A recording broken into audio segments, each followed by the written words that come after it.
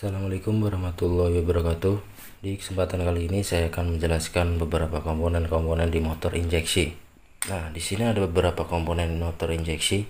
Di komponen motor injeksi ini sendiri nanti dibagi 3 bagian, yaitu 3 bagian utama komponen motor injeksi. Untuk lebih jelasnya, saya akan langsung bagi menjadi 3 bagian komponen utama injeksi. Nah, 3 bagian komponen tersebut meliputi sensor, yang kedua ada ECU, engine control unit, dan yang ketiga ada aktuator. Dan saya akan menjelaskan nama-nama komponen tersebut dan bagaimana cara kerjanya serta mendiagnosa kerusakan komponen tersebut.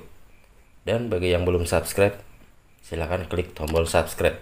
Semoga video-video saya bermanfaat. Oke, untuk mempersingkat waktu, saya akan jelaskan tentang 3 bagian komponen di sistem injeksi. Yang pertama ada sensor. Sensor yaitu meliputi, dan yang pertama ada yang namanya max. Di dalam max atau sensor unit max, di dalamnya terdapat intake pressure sensor. Dan yang kedua ada intake air temperature sensor. Dan yang ketiga ada throttle position sensor. Dan yang kedua adalah line angle sensor. Selanjutnya ada water temperature sensor dan crank position sensor, CKP atau pulser. Selanjutnya ada rotor. Dan bagian komponen yang kedua ada ECU, engine control unit. Dan yang ketiga adalah aktuator. Di komponen aktuator ada yang namanya injektor.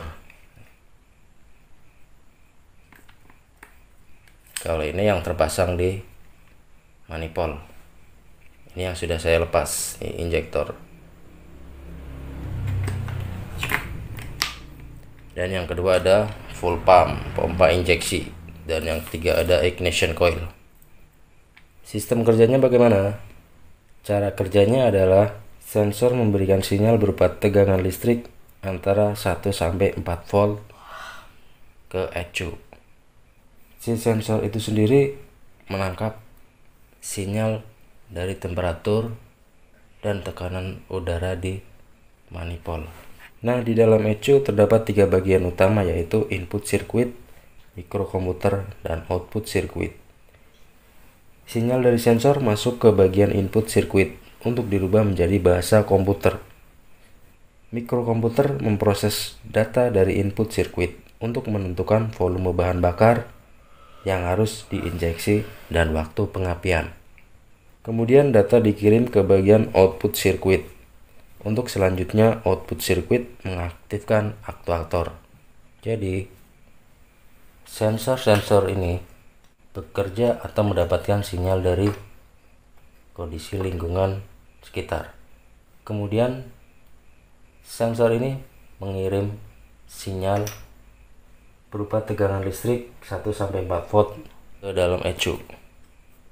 Nah, sinyal yang dikirim oleh sensor di dalam ECU diolah menjadi bahasa komputer, yang selanjutnya akan dikirim ke aktuator. Berubah sinyal untuk memerintahkan aktuator bekerja melalui dari menyemprotkan bahan bakar, berapa tekanan yang harus disemprotkan, dan waktu pengapian melalui koil. Demikian sedikit gambaran tentang cara kerja sistem injeksi. Simak terus video-videonya sampai kalian menguasai injeksi. Dan jangan lupa subscribe agar tidak ketinggalan video-video saya seputar info-info ringan otomotif dan belajar sistem injeksi. Thank you.